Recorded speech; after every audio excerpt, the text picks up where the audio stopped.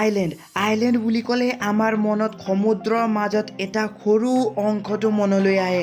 এতিয়া আইলেণ্ড পৃথিৱীৰ বহুতো জেগাতে আছে, কিছুমান ধুনীয়া ধুনীয়া আইলেণ্ড আছে, লগতে কিছুমান ইমান ডেঞ্জাৰাছ আৰু ইমান ডেডলি আইলেণ্ড আছে যে আপোনালোকে হয়তো এইবিলাক আইলেণ্ড দেখাও নাই। আজিৰ ভিডিঅ'টোত আমি তেনেকুৱা টাইপৰ এটা ডেডলি আৰু ডেঞ্জাৰাছ আইলেণ্ডৰ বিষয়ে জানিম। এই আইলেণ্ডটোক স্নেক আইলেণ্ড অৰ ৱৰ্ল্ড মষ্ট ডেঞ্জাৰাছ আইলেণ্ড বুলি জনা যায়। হয়তো আপোনালোকে এই আইলেণ্ডৰ কথা শুনা নাই, সেইকাৰণে আজি আমি এই ভিডিঅ'টোত ভালদৰে এই আইলেণ্ডক এক্সপ্ল'ৰ কৰিম। চ' যদি আপুনি আমাৰ চেনেলত নতুনকৈ ভিজিট কৰি আছে, প্লিজ চেনেলটো ছাবস্ক্ৰাইব কৰি বেল আইকনটো প্ৰেছ কৰি দিব, লগতে ভিডিঅ'টো চাই ভাল লাগিলে প্লিজ ভিডিঅ'টো লাইক কৰিব। চ' ব'লক ভিডিঅ'টো আৰম্ভ কৰোঁ। স্নেক আইলেণ্ড নাম শুনিলে আপোনালোকে গম পালে যে এইটো এটা সাপৰ দ্বীপ। এই আইলেণ্ডটোত আপোনালোকে ওপৰ ফালে, তল ফালে, সোঁফালে, বাওঁফালে, চাৰিওফালে সাপ আৰু মাত্ৰ সাপ, মানে সাপ মাত্ৰ দেখিবলৈ পাব। এই আইলেণ্ডটোত আপোনালোকে বহুতো প্ৰজাতিৰ বিষাক্ত সাপ দেখিবলৈ পাব, আৰু এই আইলেণ্ডটোত ইমান সাপ আছে যে আপোনালোকে প্ৰতি বৰ্গ মিটাৰত আপোনালোকে এটাৰ পৰা 5টা সাপ দেখিবলৈ পাব।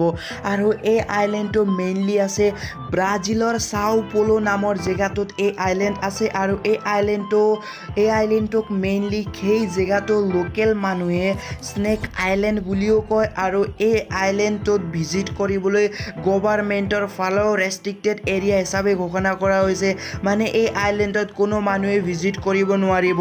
আৰু এই আইলেণ্ডটো ওপৰৰ পৰা দেখিবলৈ ইমান ধুনীয়া যে ইয়াত পিকনিক খাবলৈ মন যাব। চাইণ্টিষ্টৰ মতে এই আইলেণ্ডটোত প্ৰায় 30,000ৰ পৰা 40,000 সাপ আছে। আৰু এই আইলেণ্ডটোত আপোনালোকে এটা লাইট হাউচো দেখিবলৈ পাব। এই লাইট হাউচটো বহুত আগত বনোৱা হৈছিলে। এই লাইট হাউচটোত একেবাৰে শেষত মানুহে বসবাস কৰিছিলে 1920ৰ পৰা 1940 চনৰ ভিতৰত। এই লাইট হাউচৰ এজন কৰ্মচাৰী নিজৰ ফেমিলি বা নিজৰ পৰিয়ালৰ লগত বসবাস কৰিছিলে, আৰু সেই সময়ত এইজনে লাষ্ট ব্যক্তি আছিলে যে এই আইলেণ্ডত বসবাস কৰা। তেওঁৰ গোটেই ফেমিলিটোক সাপে কামোৰাৰ ফলত মৃত্যু হ'ল। তাৰপিছত এই আইলেণ্ডত কোনো মানুহে বসবাস নকৰে। এই লাইট হাউচৰ পৰা বিভিন্ন শ্বিপৰ ৰাস্তা বা ডাইৰেকশ্যন দেখুওৱা হৈছিলে, কিন্তু বৰ্তমান এই লাইট হাউচো বন্ধ হৈ পৰিছে, আৰু এই আইলেণ্ডত কোনো মানুহে বসবাস নকৰে।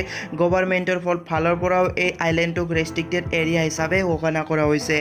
এই আইলেণ্ডটোত আপোনালোকে world dangerous and world deadliest snake golden lance আপোনালোকে দেখিবলৈ পাব। এই সাপ ইমান বিষাক্ত যে এই সাপে আপোনালোকক এবাৰ কামুৰিলে যদি আপোনালোকে 1 ঘণ্টাৰ ভিতৰত ট্ৰিটমেণ্ট নকৰায়, তেতিয়াহ'লে আপোনালোকৰ শৰীৰৰ ছালবিলাক আপোনালোকৰ গলিবলৈ ধৰিব। আৰু লগতে যদি আপুনি 1 ঘণ্টাৰ মূৰে ট্ৰিটমেণ্ট কৰায়, তেতিয়াও আপোনালোকৰ বচাৰ চান্স মাত্ৰ 7% থাকিব, আৰু আপোনালোকৰ ট্ৰিটমেণ্ট কৰাৰ পিছতো আপোনালোকৰ মৃত্যুৰ চান্স 3% থাকিব। ইমানেই ডেঞ্জাৰাছ যে ইয়াৰ বিষ আপোনালোকৰ কিডনীটো ডেমেজ কৰিব পাৰে ইয়াৰ বিষে, আৰু লগতে আপোনালোকৰ মাছলছবিলাক ডেমেজ কৰিব পাৰে আৰু ব্ৰেইন হেমাৰেজ দিব পাৰে। আপোনালোকে এই আইলেণ্ডটোত সাপৰ বাহিৰে অন্য একো জীৱ জন্তু দেখিবলৈ নাপাব। যদি আপোনালোকে এই আইলেণ্ডটোত যাবলৈ চান্স পায়, তেতিয়াহ'লে আপোনালোকে যাবনে? কমেণ্ট কৰি জনাব। চ' আজিৰ ভিডিঅ'টোত ইমানেই আছিলে। এনেকুৱা টাইপৰে ইণ্টাৰেষ্টিং ভিডিঅ' পাবলৈ চেনেলটো ছাবস্ক্ৰাইব কৰি বেল আইকনটো প্ৰেছ কৰি দিব, লগতে ভিডিঅ'টো চাই ভাল লাগিলে প্লিজ ভিডিঅ'টো লাইক কৰি দিব। চ' আজিৰ কাৰণে ইমানেই আছিলে। নেক্সট ভিডিঅ'ত লগ পোৱাকৈ থেংক ইউ ফৰ ৱাচিং।